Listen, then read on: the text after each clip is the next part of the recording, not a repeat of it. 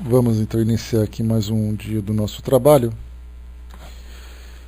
O Livro dos Médiuns, parte 2ª, Manifestações Espíritas, capítulo 19, Papel dos Médiuns nas Comunicações, Influência do Espírito do Médium. Nós estamos no item número 223, a partir da pergunta número 10.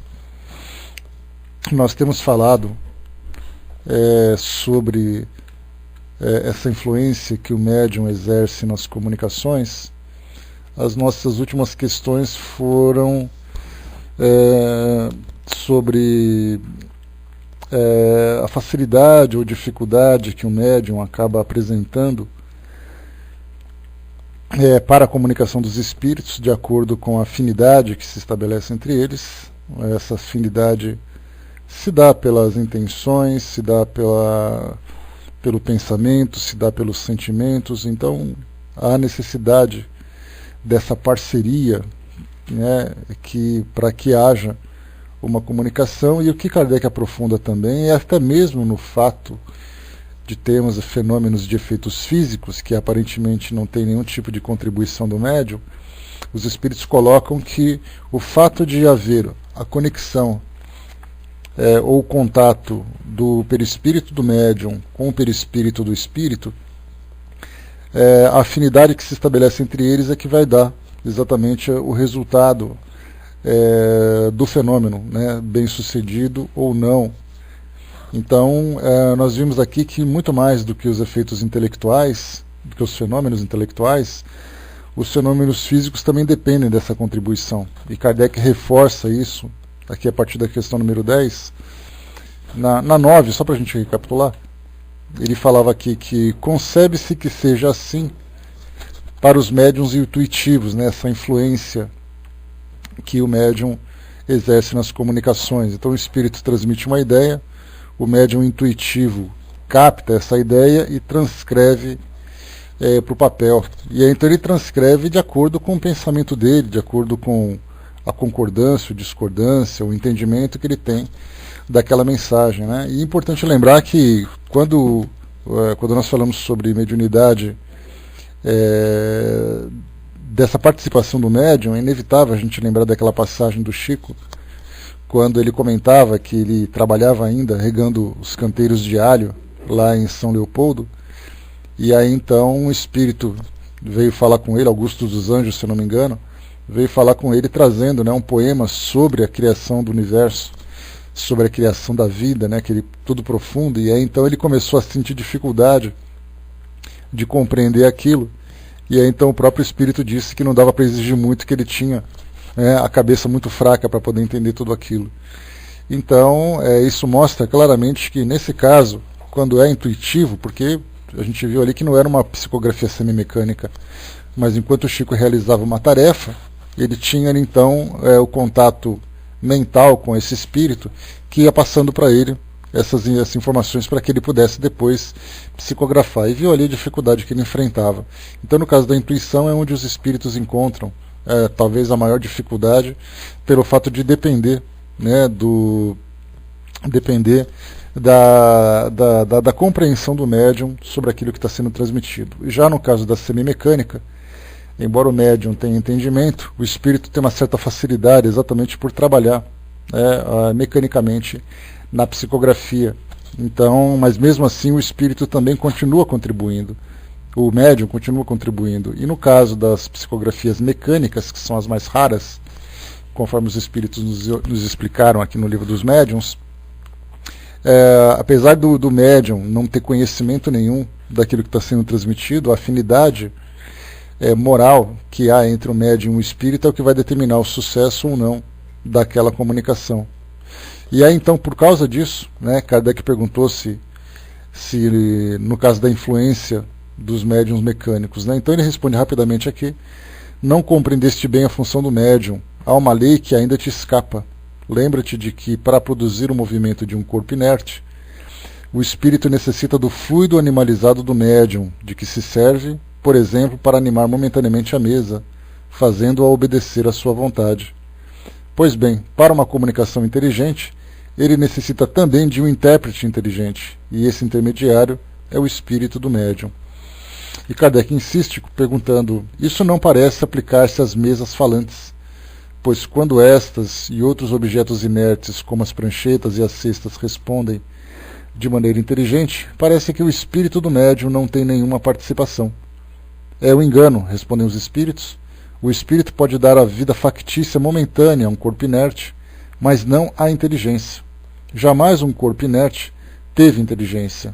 É, pois, o espírito do médium que recebe o pensamento sem o perceber e o transmite pouco a pouco com a ajuda de diversos intermediários. Então, olha que interessante, a gente vê que essa questão 9A, ela dá margem a nós nos aprofundarmos muito, principalmente na história do próprio Espiritismo. Porque quando os primeiros movimentos de mesa foram registrados lá na França e também na Europa, de um modo geral, e as primeiras comunicações chegaram através da tipologia, que eram as batidas e tal, e a sematologia também, que era aquela movimentação das mesas. Quando isso aconteceu, todo mundo acreditava que a mesa pulava sozinho pelo fato das pessoas simplesmente encostarem nelas. Mas elas não tinham noção de que o médium de efeito físico que se encontrava ali presente, era através dele que a mensagem era transmitida. Então, na verdade, o espírito não pegava a mesa, mas não batia a mesa para transmitir a ideia, mas na verdade era através do perispírito do médium que isso acontecia. E a partir dessas mesas vieram então os outros objetos, como as cestas, as pranchetas, até chegar no braço do médium. Então, na verdade, os espíritos fizeram um processo pedagógico, trabalharam em cima de um processo pedagógico, para primeiro chamar atenção para a brincadeira, para até depois chamar o médium, para que ele fosse exatamente o intermediário dessas comunicações. Então, a princípio, pelo fato do médium não ter o conhecimento, ignoravam completamente a participação dele de uma forma inteligente nesses fenômenos. Agora, através dessas explicações, através dessas orientações, a gente começa a ter uma compreensão maior. Então existe uma conexão, mental entre o médium e o espírito, e existe também uma conexão fluídica entre ambos para que houvesse aquela movimentação. O Fristone colocou: até do Brasil enviaram mensagens psicografadas para Kardec, assim, registrado isso lá na Revista Espírita. Nós tivemos ali 2 centros espíritas que se comunicavam com ele, um em Salvador e outro no Rio de Janeiro. E até interessante também, quando Kardec fala na Revista Espírita sobre a comunicação com outros centros espíritas, ele teve uma comunicação com a Colômbia, se eu não me engano, com o Equador. Colômbia e o Equador, não me recordo exatamente, e ele fala, comunicação com os selvagens. Essa expressão que ele utilizava naquela época, porque viviam na selva amazônica. Então a palavra selvagem, para nós hoje, tem uma palavra muito diferente dos selvagens daquela época, que era tratada exatamente selvagem no sentido real da expressão, que é você morar na selva. Hoje a selvageria já tomou um outro rumo, já tem um tom mais pejorativo. Então Kardec coloca, comunicação com os selvagens. Aí você vai ver, está ali, foi no Peru. Agora que estou lembrando, foi no Peru que teve essa comunicação. Então, vários centros espíritas tiveram essa oportunidade de se comunicar com Kardec também. Bom, aqui então, nós vimos aqui sobre essa questão dos efeitos físicos, e no item 10, que é o que a gente vai começar agora, Kardec coloca assim: parece resultar dessas explicações que o espírito do médium não é jamais completamente passivo. A resposta: ele é passivo quando não mistura suas próprias ideias com as do espírito comunicante, mas nunca se anula por completo. Seu concurso é indispensável como intermediário, mesmo quando se trata dos chamados médiuns mecânicos.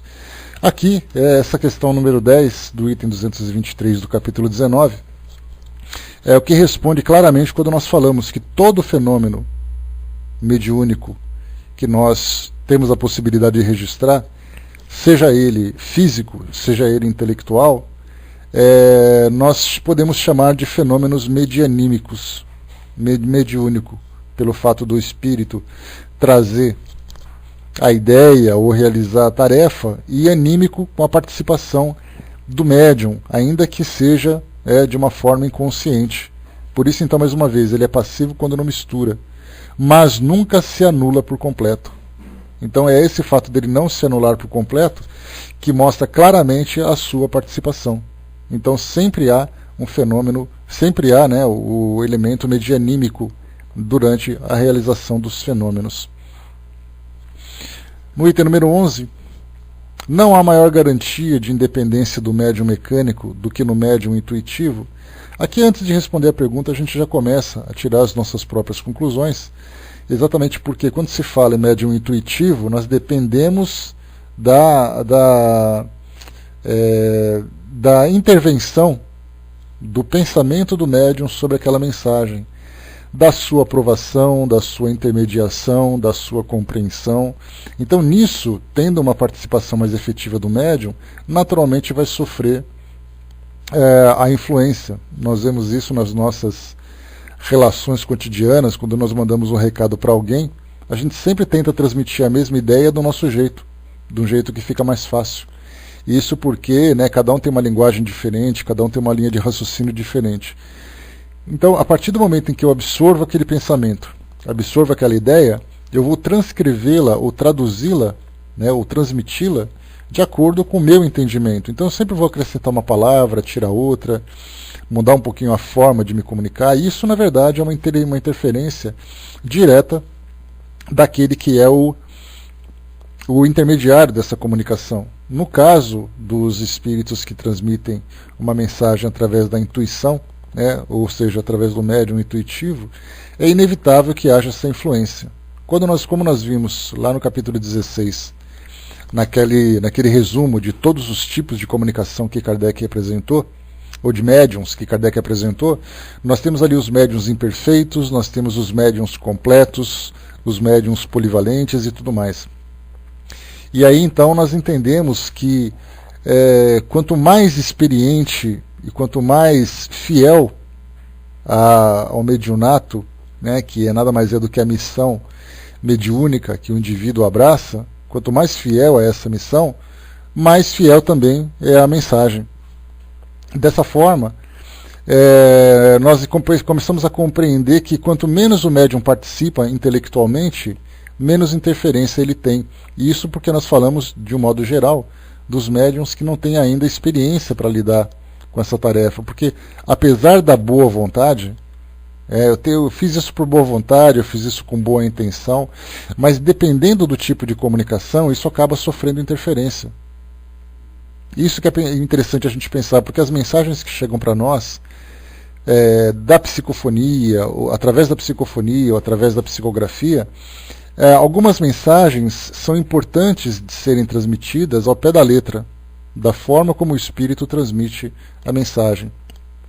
E isso se dá normalmente através de mensagens instrutivas, através de receituário, através de uma mensagem que tem a intenção de uma publicação, como no caso de um livro, ou algo do gênero.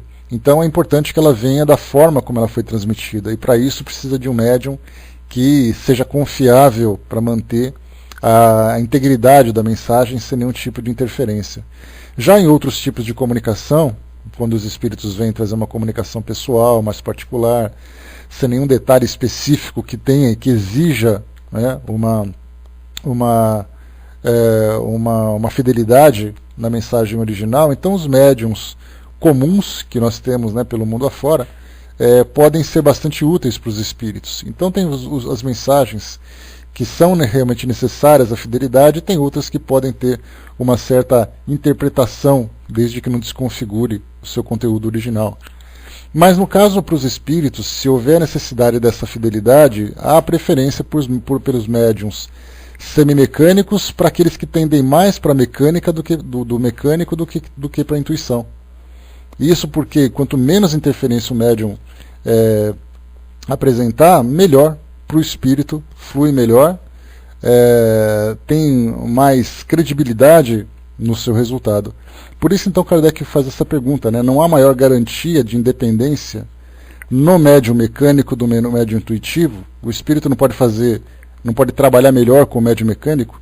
A resposta, sem dúvida, e para algumas comunicações, é preferível o médium mecânico. E são essas algumas comunicações que nós falamos, são essas que dependem realmente da manutenção da integridade original dela.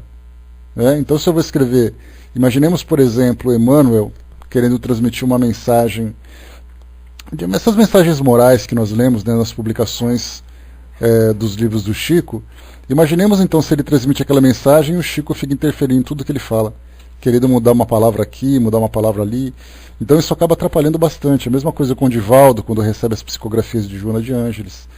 Isso até porque quando o médium tenta interferir, pois é, Ju, o médium quando fica palpitando, acho que é exatamente a expressão exata disso, né? O médium quando fica dando palpite, por melhor que seja a intenção dele, ele acaba atrapalhando. E um detalhe interessante é que se a mensagem traz um cunho de sabedoria muito profundo e o médium tenta interferir com as suas limitações, ele acaba algumas vezes desqualificando aquela mensagem. Porque uma pessoa culta que vai ler a mensagem vai perceber que tem uma frase que não foi bem construída, uma palavra que foi colocada equivocadamente, uma ideia que não está completa. Então a mensagem, de um modo geral, a mensagem como um todo, acaba perdendo a sua qualidade. Por isso, então, ela tem que ser exatamente da forma como ela é transmitida, mesmo que seja com palavras difíceis, com palavras complicadas, mas sem fazer essa alteração. A Ju colocou aqui, né, você viu na pintura mediúnica que falou Gasparetto, que ele tinha que virar o rosto para o lado para ele não ver e não interferir com o pensamento. Exatamente essa foi uma entrevista que ele deu que foi muito interessante, quando ele dizia que no começo ele via que os espíritos estavam pintando uma flor, pintando um rosto, alguma coisa assim. Ele sempre tentava ali dar um toque do jeito dele, né? Então ele tinha que parar de olhar para não interferir naquilo que estava sendo feito, porque já que ele era um médium semi-mecânico, então ele tinha essa percepção e tinha também condições de interferir na mensagem que era transmitida através da pintura, né? Tanto ele como outros médiums também que têm essa dificuldade. Então eles tentam, quando eles têm essa consciência de que eles quase que inconscientemente interferem na mensagem, eles acabam utilizando técnicas pessoais para evitar que isso aconteça. No caso do Gasparetto, né, virar o rosto para o lado para não ver o que está acontecendo. Outros colocam a mão nos olhos, né, como é o caso do Chico, que não era esse o objetivo dele, mas alguns médiums preferem não ver o que está sendo escrito para não interferirem, para deixar que o espírito flua naturalmente e ele possa manter a concentração. Então são técnicas que cada médium acaba adotando. Né? O Elcio colocou, né, observei isso recentemente. Em que situação, Elcio? Coloca para nós aí. A Ju colocou, né, os espíritos diziam para ele olhar para o lado, né? Pois é, né, porque dá a impressão assim que imagina que você vai pegar uma criança, né? Naquele lá, legal, bacana. Imagina se quando você pega uma criança e você está ensinando, né, lá naquela fase da alfabetização, em que ela começa a desenhar as primeiras letras, ela não consegue fazer o contorno correto, a gente tem aquela imagem clássica do professor que pega a mão da criança e o ajuda a fazer aquele contorno. Agora imagina o professor querendo fazer uma bolinha e o aluno querendo fazer um quadradinho. E fica naquela briga entre a mão de um e a mão do outro, só que nesse caso, né, o que se sobressai na maioria das vezes é exatamente ali a vontade do médium e não a do espírito. Por isso então, somente o médium, quanto mais experiente ele é, quanto mais experimentado e mais consciente da sua tarefa ele é, menos resistência ele apresenta para os espíritos, né? Então aqui a gente colocou, né, sem dúvida que o médium mecânico oferece maior independência ao espírito e para algumas comunicações é preferível um médium mecânico. Mas quando conhecemos as faculdades de um médium intuitivo, isso se torna indiferente, segundo as circunstâncias. Quero dizer que certas comunicações exigem menos precisão. 2 pontos a serem considerados nessa resposta. Primeiro, quando conhecemos as faculdades do médium intuitivo, isso se torna indiferente, segundo as circunstâncias. Então depende do quê? Do caráter do médium, da familiaridade que o médium tem com o mundo espiritual, com a equipe espiritual que deseja se comunicar através dele. Então quanto mais prestativo se torna o médium para os espíritos, maior é a preferência que eles têm por ele. E no outro caso, na outra parte da resposta, ele diz também assim, quero dizer que certas comunicações exigem menos precisão. Então se é um médium intuitivo, mas é um bom trabalhador, ele também se torna bastante útil. Mesmo que algumas vezes apresente ali uma ou outra interferência, mas que não são interferências significativas. Até porque a gente lembra que o detalhe dessa interferência, para vocês terem uma ideia como funciona, é que quando o espírito pensa, e essa é uma grande dificuldade inclusive dos médiums que começam a psicografar e ficam em dúvida se aquilo foi animismo, se foi ele que escreveu ou se foram os espíritos. Isso porque, imagina que eu contando uma história para vocês aqui, uma história que todo mundo conhece. Deixa eu pegar aqui a história do avião do Chico Xavier, vocês se lembram, né? Aquela que o avião teve lá um problema durante o voo, o Chico ficou apavorado com medo de morrer, o Emmanuel apareceu e tal. Imagina que vocês estão com eu estou contando para vocês essa história. Só que eu estou contando para vocês através do pensamento. E como vocês conhecem essa história, vocês também vão querer contá-la. Só que quando eu for escrever do meu jeito, vocês vão querer continuar contando a história junto comigo. É como se uma pessoa estivesse falando alguma coisa e alguém estivesse falando junto para acompanhar aquilo, porque ele também conhece o assunto.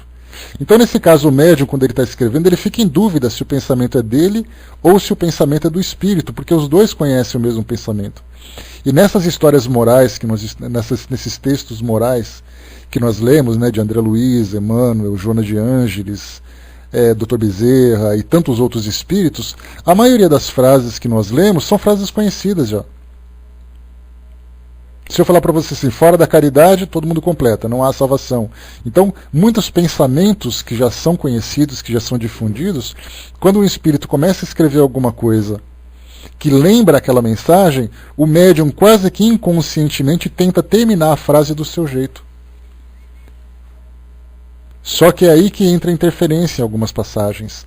Nessas comunicações que normalmente vêm de familiares desencarnados, a maioria delas tem praticamente o mesmo tom.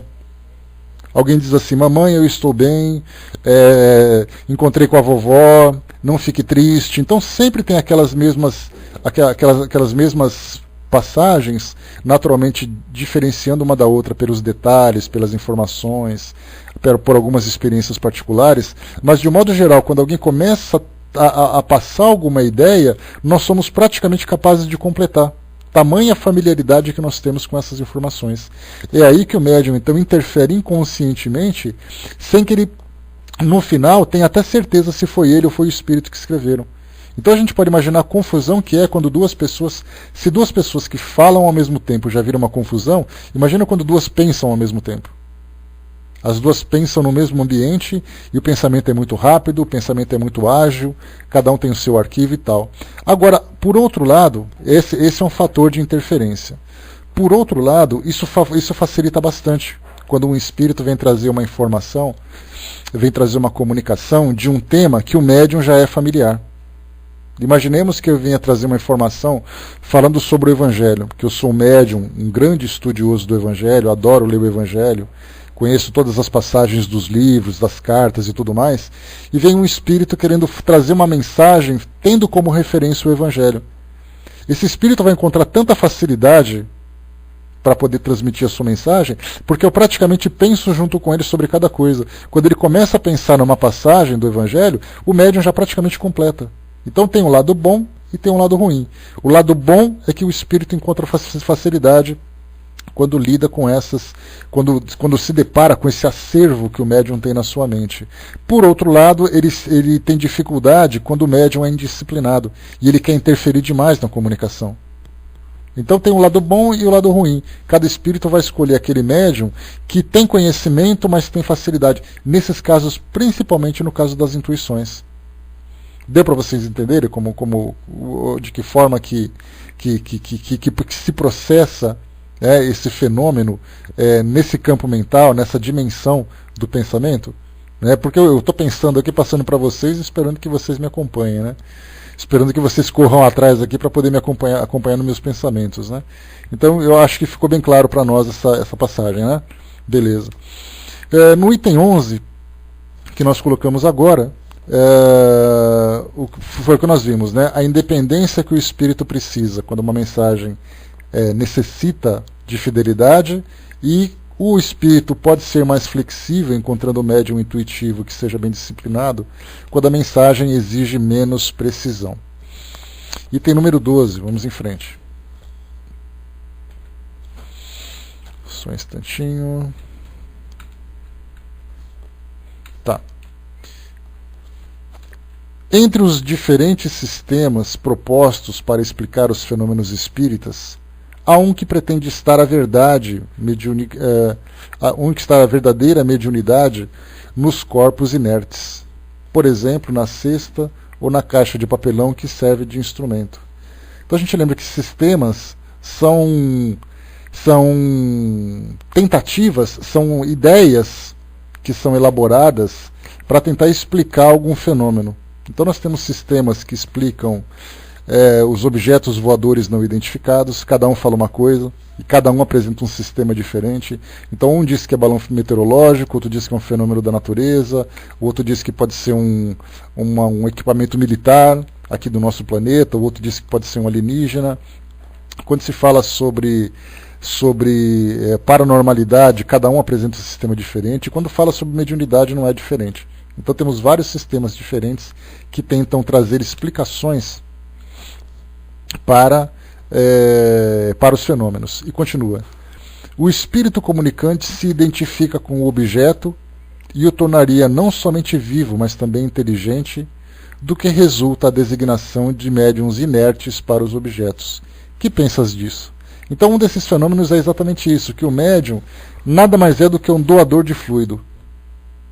Enquanto que o espírito faz tudo. O espírito pega esse fluido, envolve um objeto, uma mesa, um copo, um pêndulo, uma cesta, seja lá como for.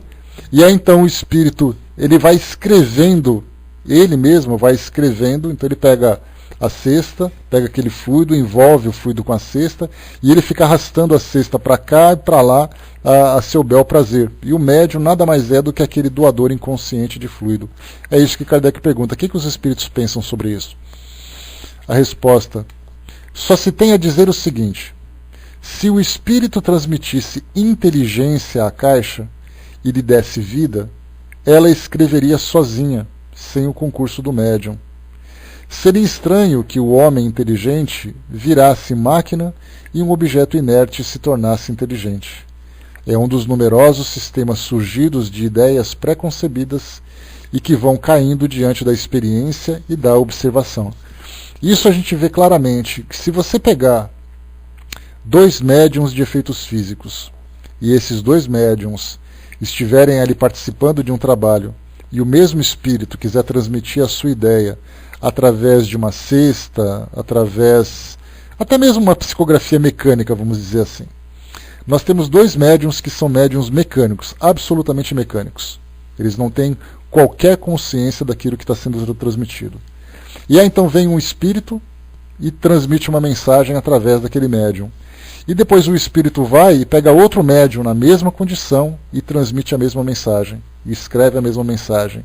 Aí depois nós perguntamos para o espírito: qual médium foi para você aquele que apresentou mais facilidade? E aí então ele vai apontar: aquele médium me apresentou mais facilidade e o outro nem tanto. E a gente pergunta: mas se os dois são médiuns mecânicos, os dois são médiuns que têm a mesma facilidade, a mesma potência, e o espírito disse que achou mais facilidade num do que do outro, como é que se pode explicar isso tudo? A gente já começa falando primeiro pela afinidade entre o espírito e o médium. A gente já conversou sobre isso nas reuniões mediúnicas, questão de sintonia essa. A gente já conversou sobre isso nas reuniões mediúnicas, principalmente relacionados a espíritos familiares, espíritos sofredores e obsessores. Isso a gente coloca essas três categorias porque são aquelas que com quem o espírito, né, com as quais o médium não tem tanto contato. Então, por exemplo, se eu sou um médium que trabalha com psicografia de espíritos familiares, muitas vezes eu vou encontrar com aquele espírito que vem trazer a comunicação uma única vez e nunca mais vou ter contato com ele. Enquanto se eu tenho com um espírito que é um mentor, um espírito que é um espírito familiar meu, eu vou ter mais contato com ele, eu vou me comunicar com ele com mais frequência.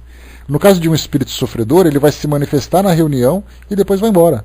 Ele não vai ficar o tempo todo, eu não vou criar com ele vínculos afetivos, vínculos mentais, vínculos fluídicos.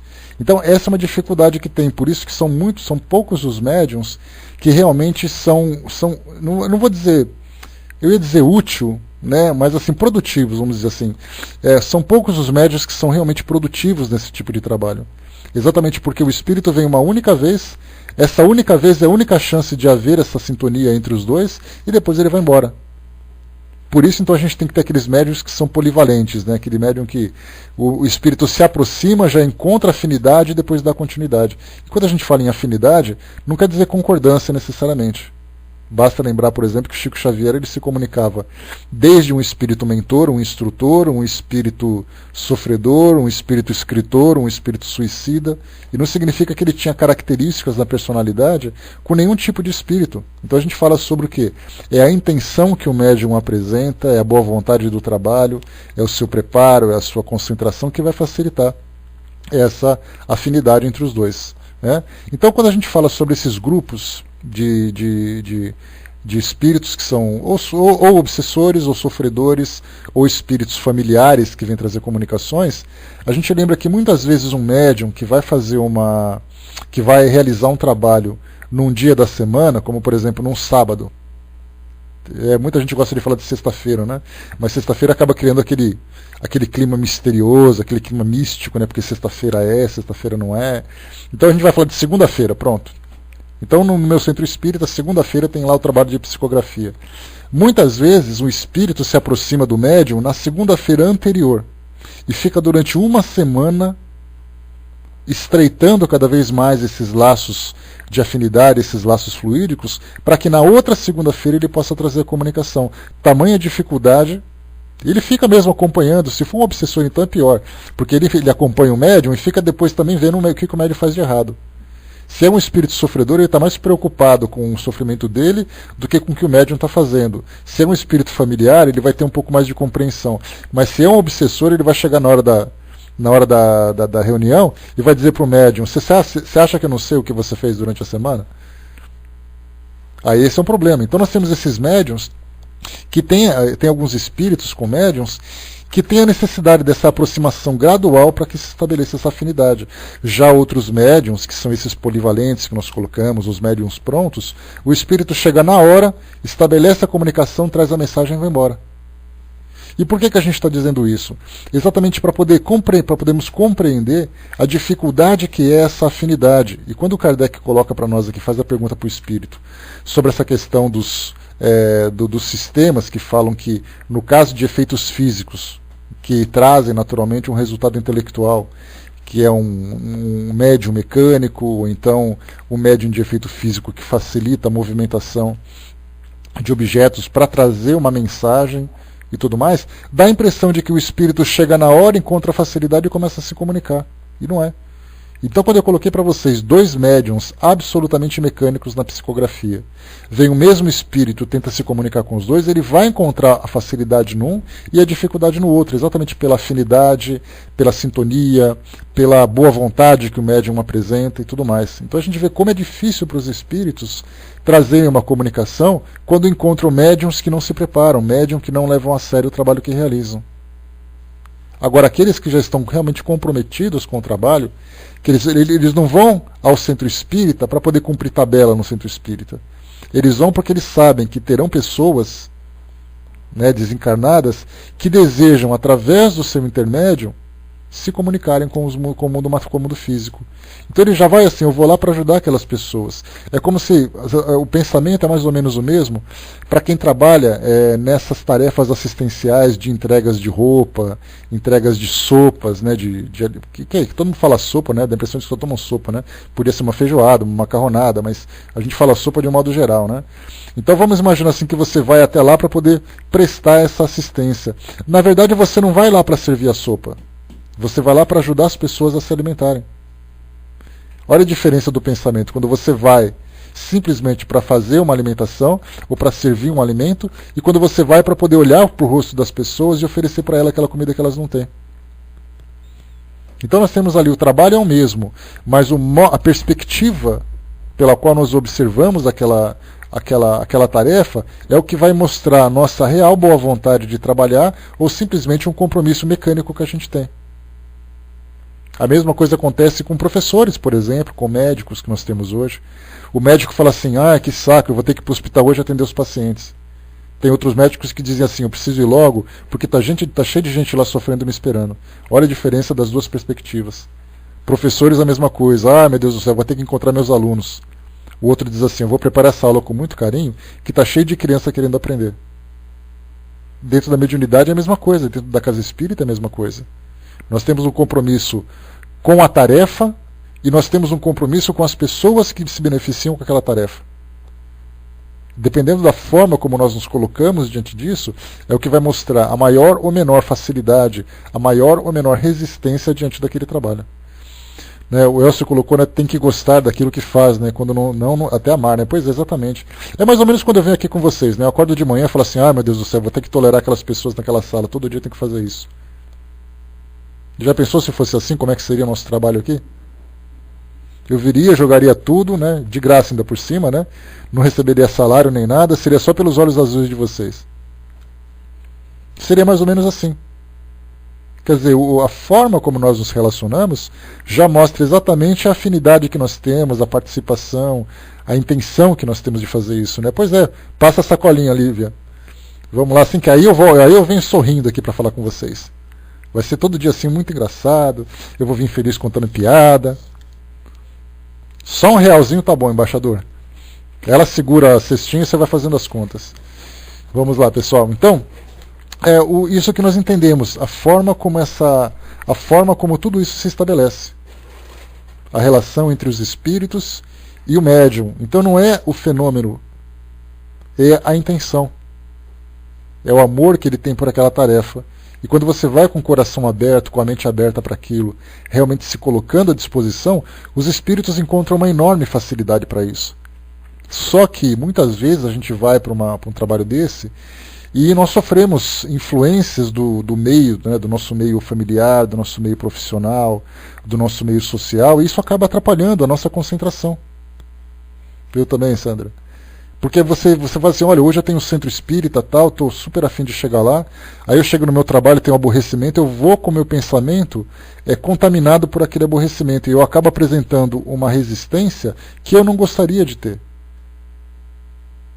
Ou então você vai sair de casa para poder ir para o centro espírita, ter uma discussão, porque você vai sair, porque não sei o quê, porque não concorda e coisa e tal. Você chega no centro com a cabeça, com o pensamento chateado, com o coração amargurado, e aí você se coloca à disposição e os espíritos percebem claramente que você não está com a cabeça ali. Então há aqueles que intencionalmente apresentam isso, né, quer dizer, tem essa resistência, porque fazem por obrigação, e tem outras situações que fogem ao nosso controle que acabam interferindo também no trabalho. Então tudo isso acaba se tornando barreiras que os espíritos têm que transpor para poder chegar à realização do trabalho propriamente dito. Então, por isso que quando Jesus fala no Evangelho, vigiai e orai, principalmente para nós que trabalhamos, ou para quem trabalha ostensivamente com o pensamento, com a mediunidade, é fundamental essa vigilância para poder se apresentar pronto para a tarefa. Porque do contrário vai estar ali de corpo presente, mas sem nenhum tipo de facilidade para que os espíritos possam trabalhar. A Nancy colocou, deixar os problemas no portão para fora do centro é que é o desafio. Pois é, antes seria tão fácil se nós tivéssemos a facilidade de deixar os problemas do lado de fora, né? Só que os problemas estão juntos. Então, na verdade, é o que? É a disciplina, é o equilíbrio, é o trabalho contínuo para manter essa harmonia, para fazer com que todas as suas relações sejam saudáveis, para que você seja uma pessoa saudável, saudável emocionalmente, afetivamente, mentalmente. Então, esse é o desafio do médium. E, na verdade, a mediunidade serve para ele exatamente para isso. Para ele perceber que quando ele não está bem, o trabalho mediúnico dele também não fica bem. E se ele sofre influências exteriores dos desencarnados, fica pior ainda, porque quando ele, olha só a reação em cadeia, ele tem um aborrecimento, ele não se concentra na sua mediunidade, abre as portas e sofre influência dos obsessores, dos perseguidores, dos perturbadores de modo geral. Daí então que a mediunidade serve para quê? Para disciplinar o médium, não apenas para o trabalho, mas a sua própria autodisciplina. Se ele não é um médium disciplinado, ele acaba depois sofrendo as consequências. Bom dia, pessoal que chegou. Vamos para o número 13. Um fenômeno bem conhecido poderia tornar admissível a ideia de existir os corpos inertes assim animados, mais do que a vida e até mesmo do que a inteligência. É o das mesas, cestas, etc., que exprimem nos seus movimentos a cólera ou a afeição. Essa pergunta de Kardec é interessante, porque quando nós falamos em sematologia, a gente lembra que tipologia é a comunicação através das batidas, né? Uma batida A, duas batidas B, ou então uma batida sim, duas batidas não e tal. E a sematologia é quando nós temos ali a demonstração de sentimentos, de ideias, através da movimentação. Então imagina, por exemplo, que através de uma mesa, um espírito queira se comunicar se direcionando a uma pessoa. Essa mesa pode ir de um modo muito lento, ou ela pode ir de um modo muito agressivo. A forma como ela se movimenta é o que vai expressar exatamente o seu pensamento e o seu sentimento. Saindo das mesas, que é algo que foge à nossa realidade, e chegando, por exemplo, no copo, no pêndulo, no compasso, que nós temos nos tempos de hoje, nós começamos a observar que esses objetos também podem se mover assim. Aquelas pessoas que brincam com tábuas Ouija, né? Aqui no Brasil isso é muito raro, né? A gente vê que, principalmente nos Estados Unidos, isso eles vendem em lojas de brinquedo. Você tem ali numa prateleira o banco imobiliário, o War, o detetive, e embaixo você tem a tábua Ouija. Isso é vendido em lojas de brinquedo, lojas de ocultismo, que é algo muito comum que tem naquele local. Aqui no Brasil a gente encontra, mas são lojas muito especializadas e algo que não é muito difundido. Mas lá sim, lá isso é levado como uma brincadeira. Então as tábuas Ouijas, né? A pergunta não é brincar com isso, embaixador. A pergunta é, pode brincar com os espíritos? Aí você sabe qual vai ser a resposta, né? Brincar com o espírito, você pode encontrar um espírito que gosta de brincar e um espírito que gosta de brincar. Né? Então a gente vai depender ali da personalidade de cada um.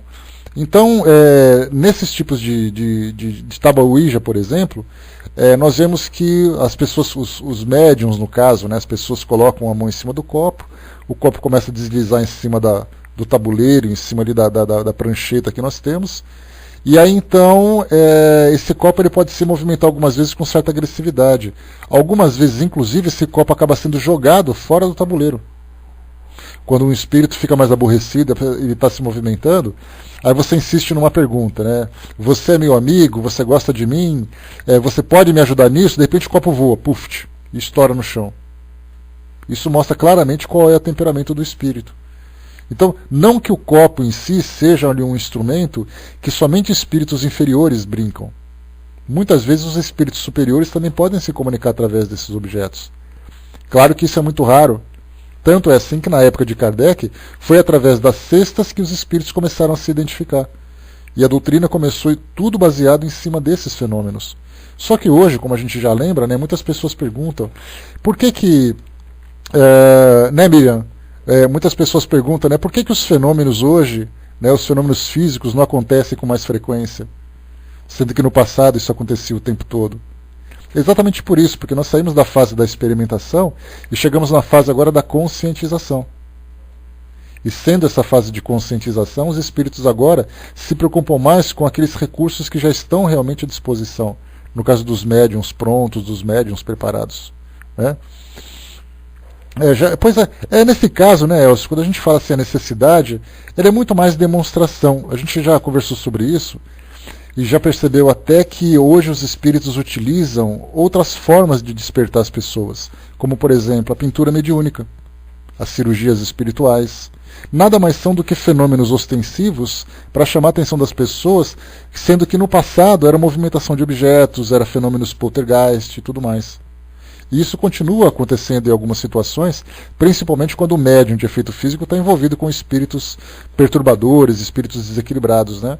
Mas hoje, em termos de conscientização, hoje eles olha só que interessante, no passado era uma mesa que ficava flutuando, uma mesa que ficava se movimentando. Hoje é uma pintura mediúnica que desenha uma flor, uma borboleta, um passarinho, uma paisagem.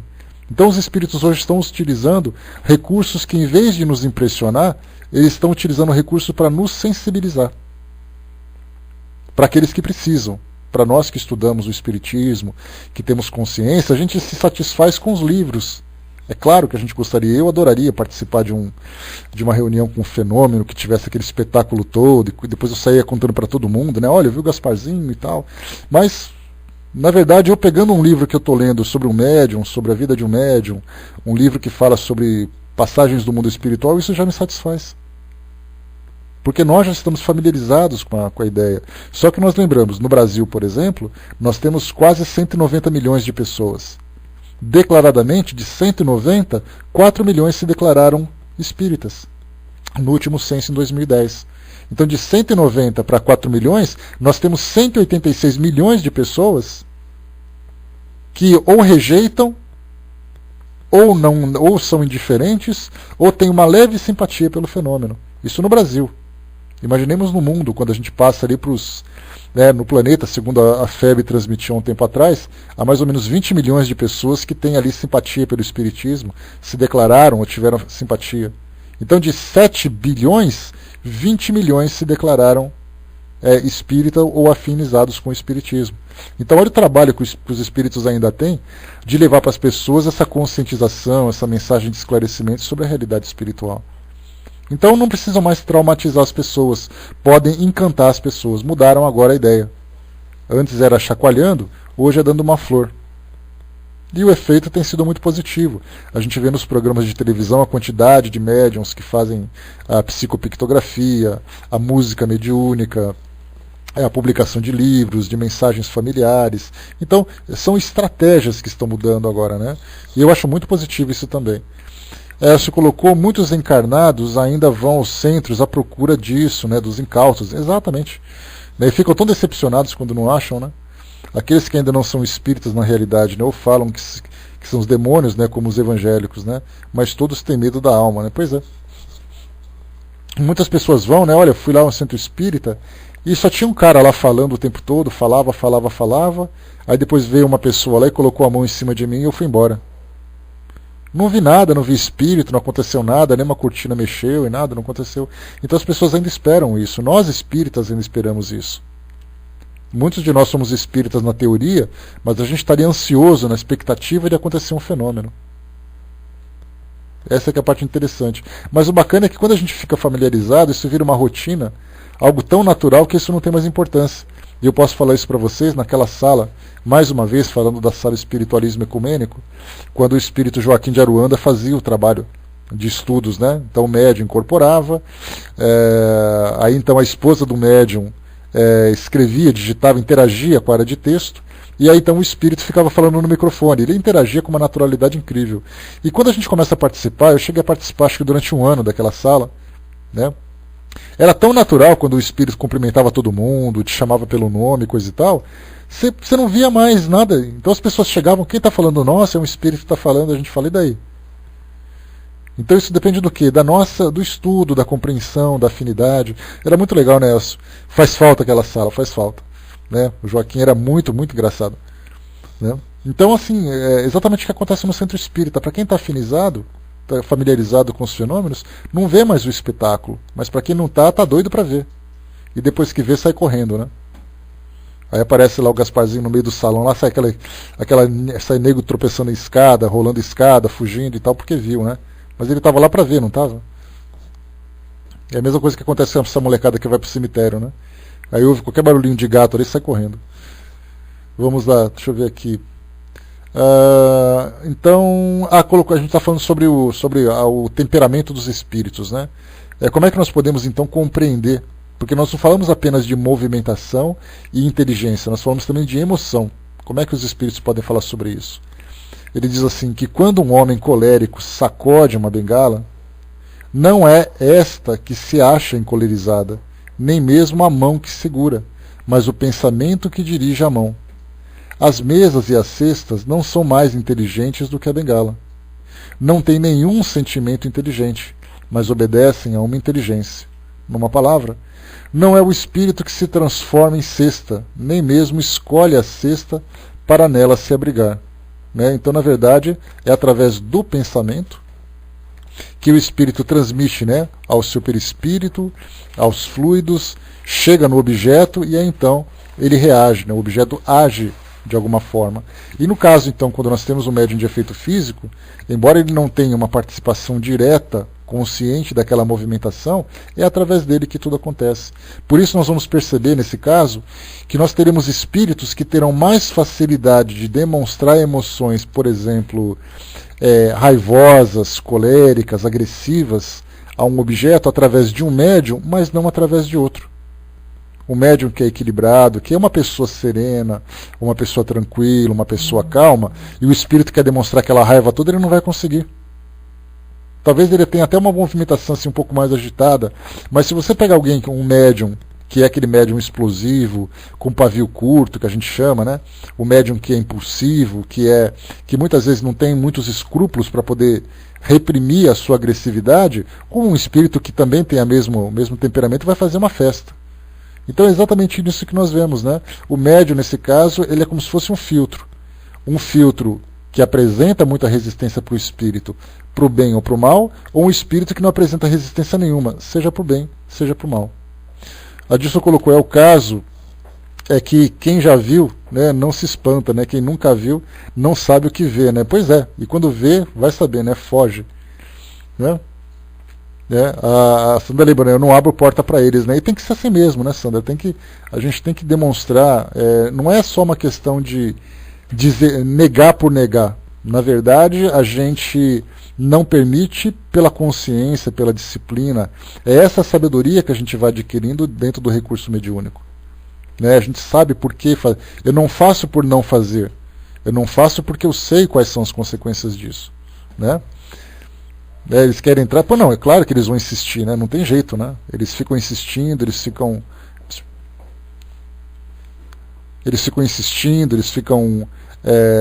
tentando, porque na verdade os espíritos, quanto mais apegados eles são com o mundo material, mais eles querem interagir com esse meio.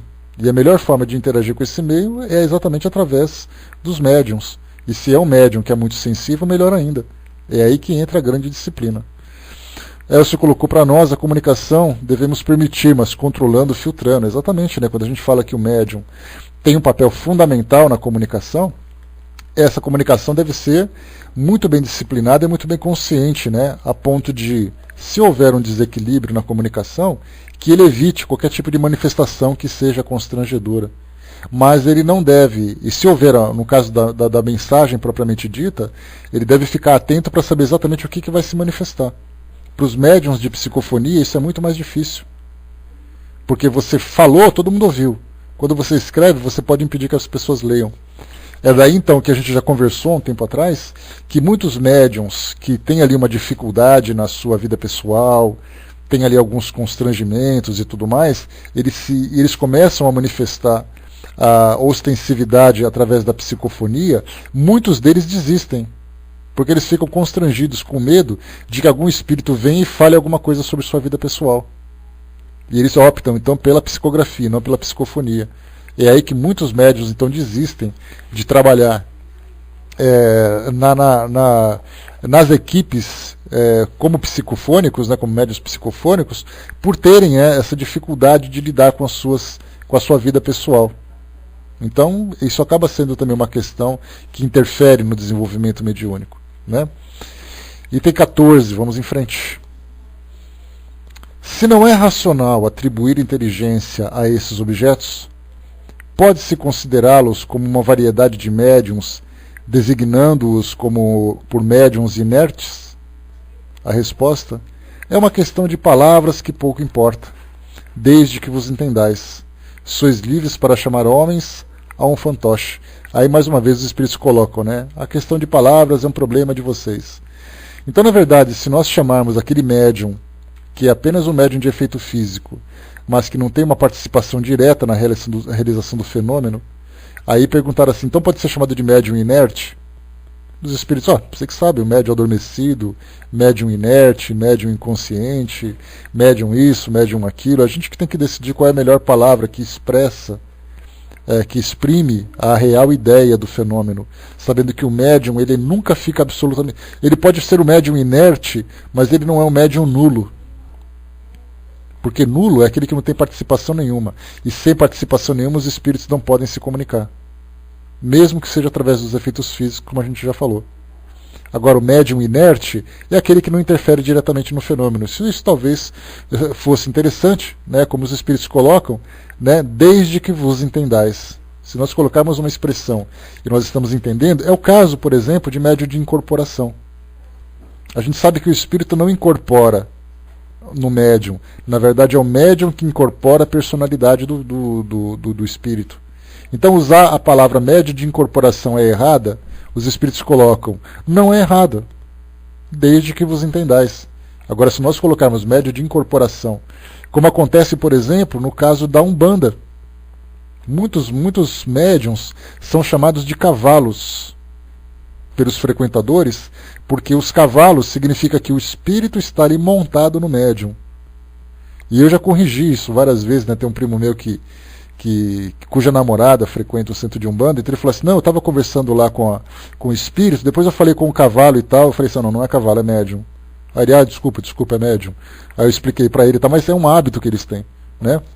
Então, é a mesma coisa, quer dizer, você chamar o médium de cavalo é correto? Se você entender que ele não é exatamente um cavalo, mas ele é o portador da mensagem do espírito, tudo bem, apesar de ser uma palavra que não é muito agradável, né? Então, muitas vezes você fala assim que ele é o cavalo, a primeira coisa que você imagina é que tem um espírito montado nas costas do médium. Então, o que os espíritos falam? A palavra, vocês que decidem, desde que vocês se entendam. Então, no nosso caso, que somos espíritas, nós já conversamos várias vezes, quando a gente fala sobre karma, por exemplo. Mas karma está errado. Ela pode ser certo se eu estiver entendendo exatamente o que está dizendo. Porque eu já tive várias vidas. Não, na verdade eu não tive várias vidas, eu tive uma única vida, eu tive várias encarnações. Mas se eu disser para você que eu tenho várias vidas, no sentido de que eu já tive várias encarnações, também está certo. Então a gente tem que tentar trabalhar o nosso vocabulário para encontrar as palavras que possam expressar o sentido real daquilo que a gente realmente está querendo dizer, para evitar equívocos. Esse é um dos casos. Rapidinho, lá em cima, Dudu colocou, aconteceu isso num trabalho no meu centro, né, onde o médium psicofônico, né, contou, né, em transe mediúnico, contou coisas que outro médium na mesa, né, constrangindo não só ele, mas a mesa inteira, né? Olha só que situação. Isso, na verdade, é o espírito que está fazendo, e o médium, nesse caso, ele faz uma grande diferença, filtrando aquilo que o espírito quer dizer. Principalmente nos trabalhos de desobsessão, quando os espíritos ali não têm nenhum tipo de escrúpulo para poder chegar e apontar o dedo no nariz do médium e falar alguma coisa que possa constrangê-lo, né? A Zilus colocou para nós aí, né, mas por que o espírito fica fazendo revelações da vida pessoal do médium? É nesse caso, Zilus. Imagina, por exemplo, quer ter uma ideia? Imagina, por exemplo, que um palestrante no centro espírita está fazendo a palestra, só que ele, na vida pessoal dele, ele está passando por algumas dificuldades. Vamos dizer assim, vai que ele se separou da esposa, está devendo alguma coisa para alguém, brigou na rua e coisa e tal, né? Então ele está falando assim, porque o amor, porque isso, porque a lua, aquela propaganda que eu falei para vocês dentro do coco, né? A lua, o sol. Aí uma pessoa levanta e fala assim, mas lá fora você não fez isso, né? Então você percebe que primeiro o médium deu a abertura para que aquilo acontecesse, e segundo, a pessoa que fez a revelação não tinha qualquer tipo de escrúpulo para fazer isso. Então, na verdade, esse tipo de relação que nós temos, né, é algo entre pessoas. Então tem pessoas que têm bom caráter, tem pessoas que são caridosas, tem pessoas que não são. E se você se depara com uma pessoa que não tem escrúpulo e quer te entregar para poder te desmoralizar, te desmascarar, ela vai fazer isso. Ela faz isso, a gente faz isso na vida pessoal. Quando chega alguém e conta para a família alguma coisa que a pessoa fez, quando chega no trabalho e denuncia, quando no ambiente religioso onde ela vive e conta a mesma coisa. E entre os espíritos é a mesma coisa, só que a diferença é que os espíritos, com esse sentido de vingança, jogam mesmo na cara. E é aí que então naquele trabalho um médium bem disciplinado não permite que isso aconteça, porque ele já começa a perceber qual é a intenção do espírito, ele interrompe na hora a comunicação. Eu já começo a perceber que o espírito está se exaltando, eu começo a sentir, porque na verdade o médium, ele não só percebe o pensamento do espírito, mas percebe também o sentimento. E aí ele percebe que o espírito começa a se direcionar para tal pessoa, eu já começo a prever quais são as intenções dele. Naquela hora eu interrompo a comunicação. Porque o espírito não está me usando, eu permito que ele se comunique através de mim. Então, nesse caso, é o quê? É o preparo da equipe que vai evitar esse tipo de situação. Se não há esse preparo, o espírito fala o que quer e aí já vai. O Elcio colocou para nós em cima, né, de passagem um espírito que queria o seu cavalo, né? Nesse caso é o cavalo propriamente dito, né? Ah, ele queria o seu próprio médium, no caso, o Elcio. É isso? Eu não vi o que você escreveu ali. Tá, enquanto isso a Nancy colocou lá em cima, eu perdi um pouco da sua fala, o que você respondeu sobre médium, que contou coisas sobre outro médium. Né? Não é um médium, foi o espírito que eu estava comentando, Nancy, exatamente desse assunto que a gente colocou agora. É o espírito que fez uma revelação que acaba constrangendo a pessoa, né, na mesa, diante de todo mundo que está ali presente. Né? Então foi nesse sentido que eu coloquei. Né? Deixa eu ver aqui. Você colocou, né, tinha uma médium de Umbanda presente na reunião. Né? Ela disse que estava no local incorreto, né? Que ela estava no local incorreto. Né? Talvez porque no ambiente com que o espírito está familiarizado, na forma dele se expressar, na forma dele agir e tudo mais, num ambiente espírita é algo mais restrito, né? Então ele acaba se sentindo um pouco tolhido na sua liberdade, né? Araci colocou lá em cima, né, a diferença mais gritante entre Umbanda e Espiritismo é justamente o controle que o médium tem sobre o fenômeno de incorporação. Araci, isso vem mudando, felizmente, de um tempo para cá, porque, como eu já comentei com vocês aqui, nós temos muitos centros espíritas que estão cedendo, vamos dizer assim, pessoas preparadas para poder ensinar sobre mediunidade, o livro dos médiuns e fazer cursos para médiuns da Umbanda. Os próprios centros de Umbanda estão convidando esses palestrantes, esses instrutores, para ajudar na formação intelectual dos médiuns. Então muitas casas espíritas estão fazendo isso, né? Mas, quer dizer, muitas, mas ainda tem muito mais que não faz ainda, né? Mas é exatamente isso. Emmanuel ele chama atenção para duas expressões interessantes, que é a mediunidade e o medianismo. O medianismo é esse mais instintivo, é esse mais primitivo, sem um preparo. Já a mediunidade ela é mais trabalhada, mais desenvolvida, no sentido de estudo e tudo mais. Né? Então, essas duas diferenças que nós vemos da mediunidade e do mediunismo, na Umbanda, no Candomblé, o mediunismo é muito mais presente. Uma adolescente, uma criança, que começa a manifestar a mediunidade ostensiva, ela já é colocada para fazer trabalhos. Trabalhos no sentido assim de participar das comunicações, participar dos rituais e tudo mais. E é uma criança, o que ela sabe exatamente sobre isso? Né? Então a gente vê claramente que é assim. Então se você apresenta a mediunidade, você já é colocado, né, para o exercício direto. No caso da doutrina espírita, se um adolescente começa a apresentar mediunidade, ele é levado para um curso de evangelização, ele é levado para um curso de formação de médiuns. Se ele tiver capacidade, na sua adolescência ainda, de auxiliar nos trabalhos, como Kardec mesmo fez, ele utilizou vários adolescentes para fazer isso. Isso é possível, né? Mas a recomendação é espera então ele atingir um pouco mais de maturidade intelectual, maturidade moral, para que ele possa ajudar no trabalho de uma forma mais efetiva. Até porque o próprio Kardec fala no capítulo 18 que nós estudamos sobre os inconvenientes da mediunidade, na mediunidade nas crianças, ele fala que a criança que apresenta a mediunidade e ela acaba permitindo que os espíritos, através dela, tragam comunicação, muitas vezes ela pode ser manipulada por eles. Por não ter essa vamos, entre aspas, né, essa maldade, né, que o mundo tem. Então o espírito pode ludibriar, pode obsediar, pode manipular, pode, sei lá, né, pode trazer um prejuízo moral para aquela criança. Né? Então nesse caso sempre se espera que ela atinja um pouco mais de maturidade para que possa realizar. Então essa é a diferença que a gente tem. O espiritismo tem esse cuidado, pelo menos a maioria das casas espíritas tem. Enquanto que em outros casos, dessas religiões de tradições africanas, apareceu como médium, começa então a realização do trabalho. Né? O que não é recomendável, né, dentro dos padrões do espiritismo. Claro, né? Não vamos dizer que isso é errado para eles também. Se eles acham que é certo, mas o bom senso nos fala que isso realmente não é recomendável. Deixa eu ver aqui. A Vaninha colocou ontem lá no estudo, foi comentado, o fato de uma menina de 16 anos que recebia uma cigana. Ela ia nas festas e do nada baixava uma cigana, né? Ela dançava, lia as mãos das pessoas e quando voltava a si mostrava vergonha e ia embora. Foi no centro desesperada dizendo, né, pelo amor de Deus, não tire isso de mim. E aí ela foi sendo orientada, começou a estudar e a coisa normalizou. Isso é bastante frequente, sim. É bastante frequente acontecer. Né? Deixa eu ver aqui. Ela se colocou, né? Conheço grupos espíritas e espíritas, né, que misturam as práticas entre espiritismo e umbanda. Me diga quais são as consequências, por exemplo, daquele que se diz espírita e em casa se faz oferendas para entidades da umbanda, né, como velas coloridas, charutos e outros, né, e dentro de casa, né. Olha, Araci, o espiritismo ele não impõe para você restrições, né, ele não diz o que é proibido, o que não é.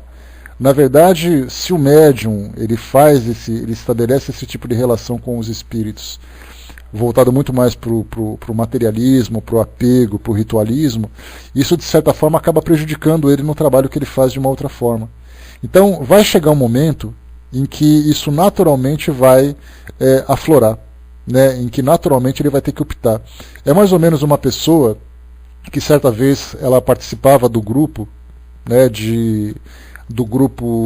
dos coordenadores de um grupo espírita, dos dirigentes de um grupo espírita, e ela adorava participar de reuniões evangélicas. Então ela trazia na tribuna do centro espírita, fazia uma palestra espírita, e lá na igreja evangélica ela trazia ali apresentava ali as suas convicções. E as pessoas perguntaram, mas como é que a gente pode lidar com isso? Nesse caso, pelo fato dela ser dirigente, ela deve selecionar exatamente para qual é a linha de pensamento filosófico que ela tem.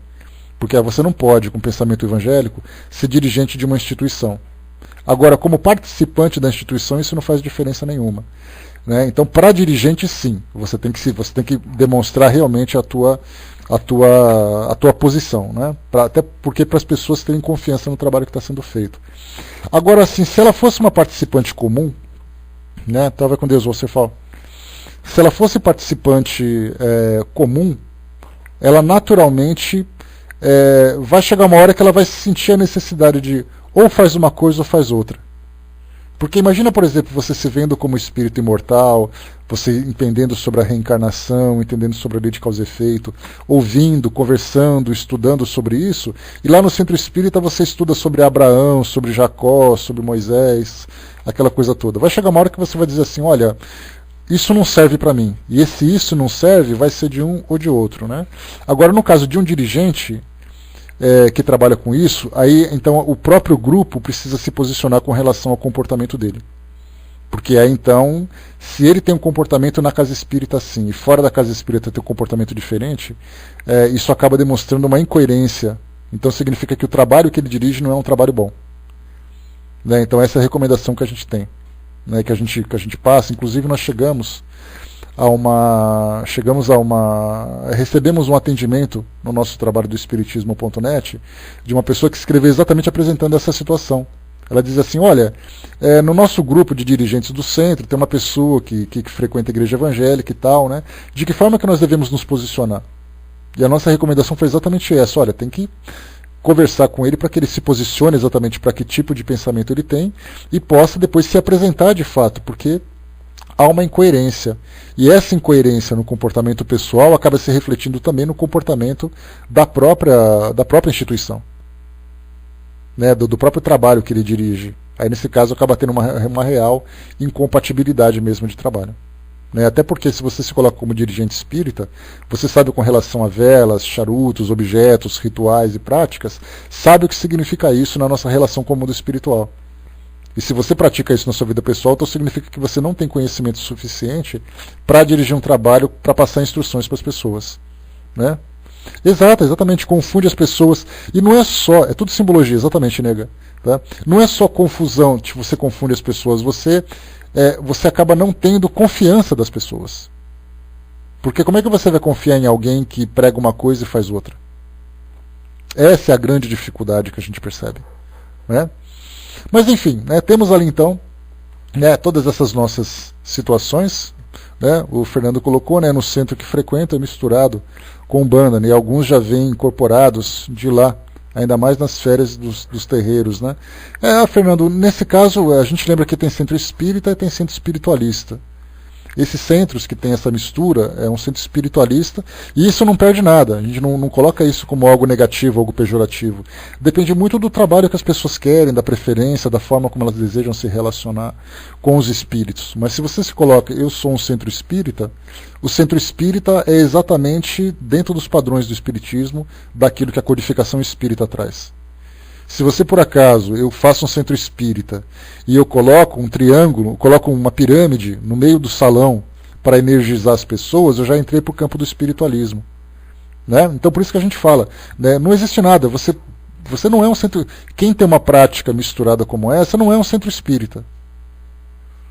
Né? Mas, ao mesmo tempo, não deixa de ser uma instituição produtiva, uma instituição construtiva. Seria mais ou menos como se nós colocássemos assim... dentro de uma igreja católica, de uma missa, o padre incorporasse um espírito e falasse através dele. Dentro dos padrões da igreja, aquilo não é possível, não é compatível. Então aquela igreja deixou de ser católica e se tornou uma igreja mística, uma igreja espiritualista, seja lá o nome que dê. Né? Então são linhas de pensamento. É a mesma coisa que se você é um médico, você trabalha num hospital, e lá embaixo no hospital tem um açougue. Aquilo não é um hospital, com certeza. Aquilo pode ser qualquer coisa menos hospital. Porque o hospital cuida de pessoas doentes, né? Faz ali os tratamentos. E se você tem um açougue na parte de baixo do hospital, significa que não é bem aquilo. Pode ser útil, pode não haver contaminação e coisa e tal, mas certamente é uma instituição que você não vai querer trabalhar. Né? Então são essas situações que a gente vê. A definição da linha filosófica de uma determinada instituição. Se é aquilo que você faz, você tem que fazer aquilo bem feito. Se você mistura outras linhas, outras ideias, você descaracteriza aquilo que é original. Tá legal? Bom, pessoal, fechando por aqui, chegamos na nossa hora. Lembrando, mais uma vez, que... deixa eu ver aqui, nós paramos no item número... Só um instantinho... Nós paramos no item número 14, quando falava sobre o nome que nós damos aos médiuns, né? No caso, médiuns inertes, mas não médiuns... médiuns nulos, né, que nós comentamos, né? Então item 14, no próximo encontro na segunda-feira a gente vai para o item número 15. Lembrando que amanhã nós temos o nosso tema livre, né? Então amanhã é o dia de vocês lavarem a égua, né? De colocarem as perguntas que vocês tiverem, que a gente só vai falar disso amanhã. Deixa eu ver o que vocês colocaram aqui para a gente poder fechar. Fernando colocou, né, corta a perna lá em cima. Pois é pro problema, né? A Lívia colocou, né, incorporou uma entidade no candomblé e foi chamado de doente, foi afastado da igreja e internado. Né? Por essas incompatibilidades que a gente vê. Armando colocou, né, cada macaco no seu galho vai para o galho que quer. Né? Pois é. Né? Mas a árvore é aquela. Né? A árvore ela tem ali os seus princípios, tem os fundamentos, tem as suas práticas. E ali você deve seguir aqueles princípios. Né? Então, aliás, esse foi uma das dificuldades que a família Gasparetto, principalmente a dona Zíbia e o Luiz Antônio Gasparetto, acabaram encontrando no espiritismo. Porque eles tinham, principalmente o Luiz Antônio, ele tinha experiência pessoal com espíritos, como por exemplo o Kalunga, né, que é o espírito com quem ele trabalha, que vem de uma linha de tradição africana. E ele então teve aquele pensamento, né, se você trabalha com aquele espírito, você não pode fazer com que ele se manifeste numa instituição. Então ele optou, sem nenhuma ruptura agressiva, não houve expulsão, não houve discussão, ele simplesmente disse, olha, o meu caminho é outro. O meu caminho é mais aberto, o meu caminho é mais espiritualista, o meu caminho é mais assim, assim. Então ele fez uma outra opção. Já o irmão dele, o Irineu Gasparetto, optou em continuar dentro do doutrina espírita, dentro dos padrões. Né? Então eu, por exemplo, tenho uma preferência pessoal por tudo aquilo que o espiritismo oferece, mas eu tenho as minhas convicções pessoais também que não interferem naquilo que eu... Né, naquilo que eu acredito, naquilo que eu trabalho, naquilo que eu exerço no meu dia a dia, no meu cotidiano. Né? Mas a minha formação espiritual, ela vem de várias vertentes. E todas elas se convergem dentro daquilo que o espiritismo transmite. E para mim eu estou muito satisfeito com isso. Né? Então, é a mesma coisa alguém perguntar para mim assim, você acredita em astrologia? Porque o espiritismo fala que a astrologia não existe. Muito bem. Mas um dia uma amiga minha fez um mapa astral para mim ali, eu fiquei de boca aberta. Mas tudo bem, eu guardei na gaveta, deixei ali quietinho, não tenho por que falar alguma coisa sobre isso nem nada, mas para mim, independente do que os astros falam, eu sou um espírito imortal, eu venho da reencarnação e tudo mais, então não existe aquele que é puro, numa única religião. Ele sempre tem experiências pessoais que despertam nele algo que vai ser agregado nas suas convicções. Mas nas nossas práticas, nos nossos estudos, aquilo que o Espiritismo me oferece já é o suficiente. Eu não preciso buscar informação no esoterismo, no catolicismo, na Umbanda, não preciso buscar em nenhum lugar. Aquilo que o Espiritismo me oferece, nesse momento da minha vida, já é o suficiente. Em outros momentos eu buscava outras coisas. Né? O Armando colocou, né, vejo muitos que querem misturar, uma coisa está aí a bagunça de hoje, né, cada dirigente faz da casa espírita o seu reino e fica quem quer, né, pois é, e acaba sendo bastante complicado, né. Deixa eu ver aqui, o Francisco colocou, né, o famoso espiritismo a moda da casa, né, exato. E a Tiene colocou, né, e a Lua realmente influencia a vida das plantas, né. Existe uma força magnética dos astros, né, mas até que ponto ela pode determinar o seu futuro. Então tem muita coisa para ser estudado, muitos mistérios ainda que a gente não compreende, que a partir do momento em que isso se tornar concreto para nós, certamente o Espiritismo absorve, porque o Espiritismo é progressista. Mas ele só não se baseia naquilo que é crendice, naquilo que é misticismo, e tudo mais, né? Então essa é a diferença que o Espiritismo tem. Ele sempre evolui, mas ele evolui com a razão. A partir do momento em que algo for comprovado, que influencia de fato na vida das pessoas, então ele acaba sendo também, entra no nosso corpo doutrinário, né? Mas isso é muito seletivo, não é bem assim também, né? Eu li que a pessoa estuda a projeciologia se acha superior ao Espiritismo, e Kardec, né, qual seria a moral? Não, quem gosta muito para a gente poder fechar, né, pessoal? Deixa depois para amanhã esses assuntos. Quem estuda projeciologia é o nosso amigo Brás, né? Então, assim, a projeciologia, essa ideia que veio de superioridade, veio principalmente por causa do... como é que ele chama, meu Deus do céu? Que trabalhava com o Chico Xavier? Me esqueci o nome dele, coloca para mim aí, por favor. Valdo Vieira. O Valdo Vieira, depois que ele saiu, depois que ele deixou o trabalho mediúnico que ele fazia dentro da doutrina e começou a fazer estudos da projeciologia, ele começou então a demonstrar, né, uma certa um pensamento de realmente imaginando uma maior superioridade, que a projeciologia é mais importante do que a moral do Espiritismo, né? E, na verdade, essa incompreensão. O Espiritismo ele não é fenômeno. O Espiritismo ele é ciência, ele é filosofia e é espiritualidade. Então, se por acaso ele disser assim que a projeciologia é superior, ele vai dizer assim, mas superior em que exatamente? Né? Porque quando você fala em superioridade, você tem que demonstrar que realmente aquilo é capaz de transformar o indivíduo. E a projeciologia nada mais é do que uma técnica. E essa técnica te permite conhecer o mundo espiritual de uma forma controlada, de uma forma mais específica para suas experiências. E a pergunta é, o que essas experiências vão te trazer de benefício? Então, na verdade, a projeciologia nada mais é do que uma técnica de emancipação. Apenas isso. Né? Então não seriam lúcidos, não seriam sonhos, não, seria mesmo uma emancipação, Aziluz, né? Diferente dos sonhos, né? Então, assim, é uma emancipação. Aliás, a gente vai estudar a emancipação na terça-feira no livro Obras Póstumas. Tem um capítulo enorme só falando sobre emancipação. A gente vai começar lá, exatamente, desdobramento consciente, né? Então, assim, você não pode confundir técnica com filosofia. A projeciologia não é uma filosofia, é uma técnica. Se você tem uma filosofia de vida, ela vai te transformar numa pessoa melhor, vai te apresentar valores, vai te trazer conhecimento sobre o mundo espiritual e tudo mais, né? Agora, quando você fala assim, eu sou um praticante da projeciologia, então você é um praticante de emancipação. E essa emancipação pode ser produtiva, pode ser improdutiva, pode te trazer serenidade, pode te trazer perturbação, de acordo com a experiência que você vive. Então não dá para a gente confundir duas coisas. Dizer que é a mesma coisa você dizer que a medicina é superior ao espiritismo. Superior em que exatamente? Nas técnicas de cura? Certamente que é. No conhecimento do mundo espiritual? Certamente que não.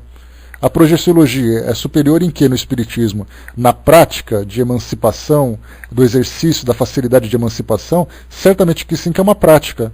Agora, a projeciologia, moralmente, os valores morais da projeciologia é superior ao do espiritismo, aí já é uma outra história. Aí já não é, porque a projeciologia não trata disso. Né? Então, são confusões que as pessoas fazem, mas é muito mais por falta de entendimento do que é uma coisa, do que é outra, né? Para evitar esse tipo de confusão. Né? Bom, pessoal, vamos fechar por aqui então, senão a gente vai até amanhã. Lembrando então, mais uma vez, que amanhã é o nosso tema livre. Anotem aí os temas para vocês não esquecerem e vocês vão colocando aí na nossa área de texto, a gente vai conversando sobre isso, tá? Para tirar essas dúvidas de vocês. Né? A gente lembra sempre que na última quinta-feira do mês, a gente sempre reserva somente para perguntas que vocês fazem, perguntas e respostas, fazer aqui o nosso pinga-fogo, né? Então amanhã chegou o nosso dia para a gente fechar